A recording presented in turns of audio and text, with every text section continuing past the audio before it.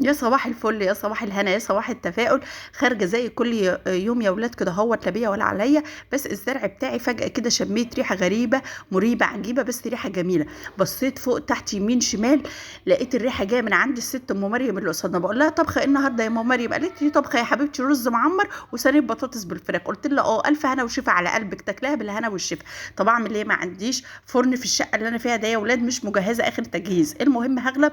لا ما اغلبش، خدت ادواتي وحاجتي وكل حياتي ونزلت تحت في المحل. ما عندهم مخزن قديم ورا المحل فيه فرن فلاحي عادي، مخزن قديم فيه فرن قديم. فقلنا ايه، ناخد الحاجات دهيت يا ولاد وننزل نعمل تحت في المحل.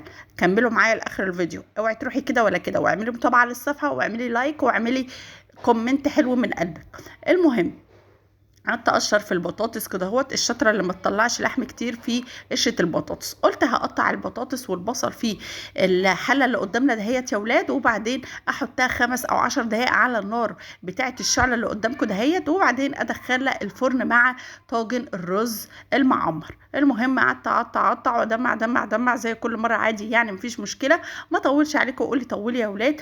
المهم انا كنت نازله ضربه ضربه طماطم في الخلاط اللي فوق عشان ما فيش خلاط طبعا تحت. المهم حطيت التوابل بتاعتها وحطيت كل حاجه وبقت جاهزه خلاص. قلت احطها 5 دقايق على الشعل. تمام تمام.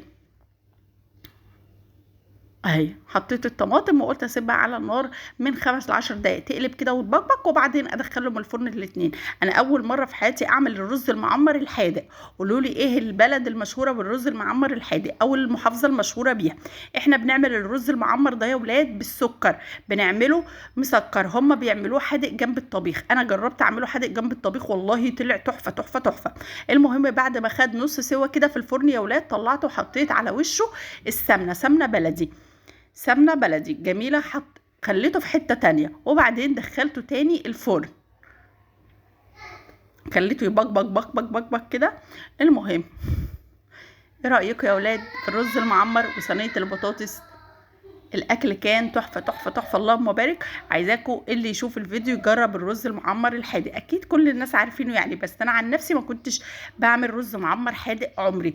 احنا عندنا يا نعمل رز محمر اللي هو بالشعريه، يا اما نعمل رز حبايه وحبايه رز ابيض خالص. ما عملتش انا الرز المعمر الحادق ده في الفرن قبل كده. المهم جربته وطلع حلو.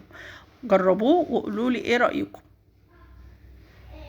يا رب يكون الفيديو عجبكم، ويا رب اكون خفيفة على قلوبكم يا ولاد. واستنوني في فيديو جديد وفكرة جديدة من ناهد ام سليم. يلا الف هلا وشفا على قلوبكم وعلى قلوب اللي كلوا. استنوني في فيديو جديد. مع السلامة، متنسوش اللايك والمتابعة.